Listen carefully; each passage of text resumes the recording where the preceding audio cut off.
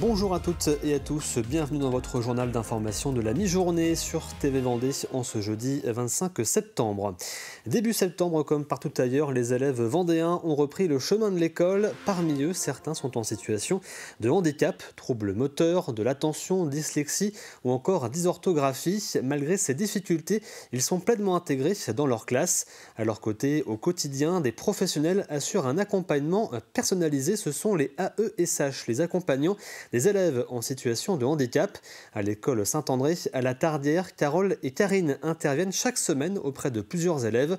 Leur rôle, favoriser l'autonomie et l'inclusion scolaire. Rencontre avec ces accompagnantes discrètes mais essentielles. Un reportage signé Louise Viadji. Je suis la personne qui va aider au moment où il faut. C'est important pour moi d'aider les autres en fait. Ça a du sens, ça fait sens. Karine et Carole sont AESH dans la même école. Carole est ici à temps plein. Elle accompagne Angel, 9 ans, atteint d'un déficit visuel. Je l'aidais là sur l'ordinateur pour la dictée.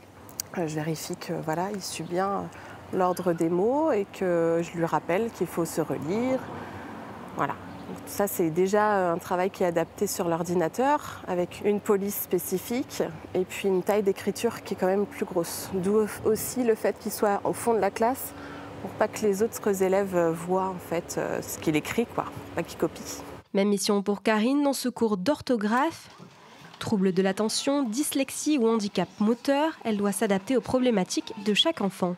On va dire que les enfants, ils sont tous différents, ils ont tous en fait leurs problématiques et juste à mettre des mots rassurants, à les accompagner, les soutenir en fait au quotidien.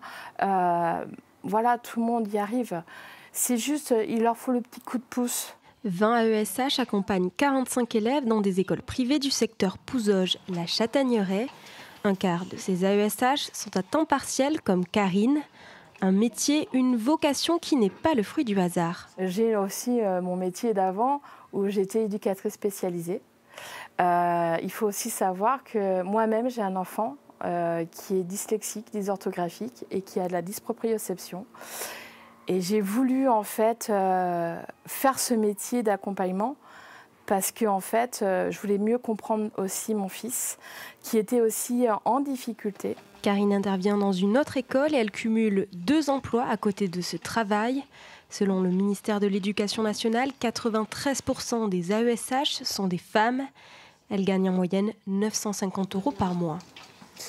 Pour la 16e année consécutive, la communauté de communes du pays de Saint-Fulgent, les Essarts, en partenariat avec les chefs d'entreprise, organise la semaine Visiter nos entreprises. Ce sera du 20 au 24 octobre prochain. 20 entreprises du territoire ouvriront donc leurs portes au public pour faire découvrir leur métier. Donner 1 heure de son temps à sa commune ou à ses voisins, c'est l'objectif de l'Heure civique, une initiative citoyenne qui séduit de plus en plus en Vendée. La 2e saison de l'Heure civique collégienne vient tout juste d'être lancée. À Roche-Chervière, le collège Saint-Sauveur s'est fortement mobilisé. 5 projets y ont vu le jour l'an passé et les élèves de 5e ont été récompensés lors du lancement de cette nouvelle édition. On a des projets qui se vivront davantage au sein de l'établissement cette année. Nos jeunes se mettront davantage au service de l'établissement cette année avec la journée des talents, le cross solidaire de nouveau. Mais ce qui est difficile vis-à-vis des anciens partenaires, c'est d'avoir ce sentiment d'abandon, mais il n'y en a pas, puisque derrière, on peut construire d'autres partenariats et d'autres liens avec, entre autres, l'EHPAD sur un projet de jardin pédagogique où on peut construire encore du lien avec ça. Un nouveau quartier vient de sortir de terre dans la commune du Tablier. 8 maisons neuves ont été inaugurées ce mardi. Un projet intergénérationnel inédit en zone rurale porté par la société Orion, à la fois aménageur et bailleur social. L'ensemble se compose de 4 logements T2 et 4 T3, tous dotés d'un jardin.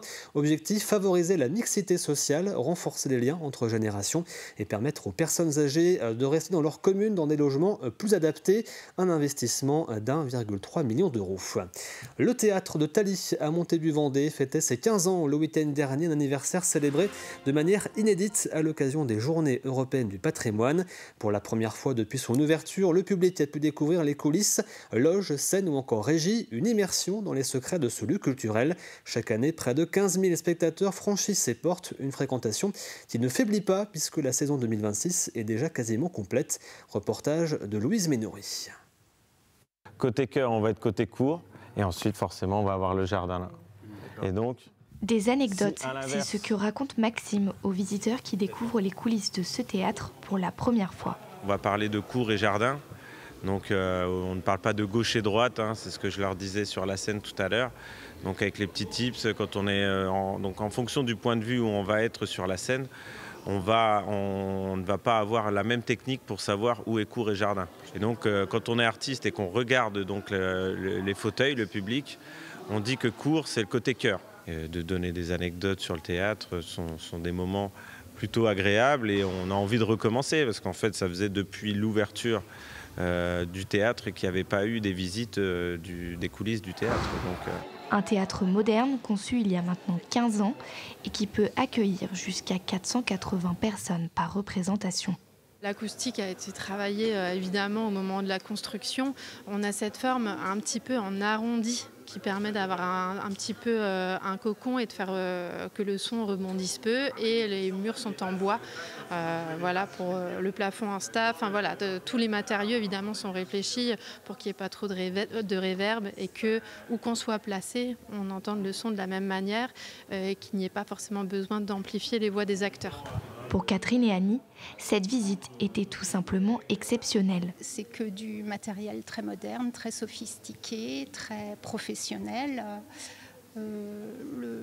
C'est grandiose, c'est grandiose. La scène est très grande. C'est très intéressant de voir évidemment ce qui se passe derrière, sur le côté, partout. C'est impressionnant. On ne s'imagine pas tout ce qu'il y a en préparation, quoi, en fait. Au total, l'établissement a reçu près de 200 000 spectateurs depuis sa création. On termine avec un point sur votre météo de l'après-midi. Les nuages vont rester présents dans le ciel vendéen. Quelques averses ne sont pas à exclure par endroits. Au niveau des températures, comptez 16 à 18 degrés. C'est la fin de cette édition. Merci à vous de l'avoir suivi. L'actualité revient à 18h avec le journal présenté par Florian Wozniak. À passer une excellente journée.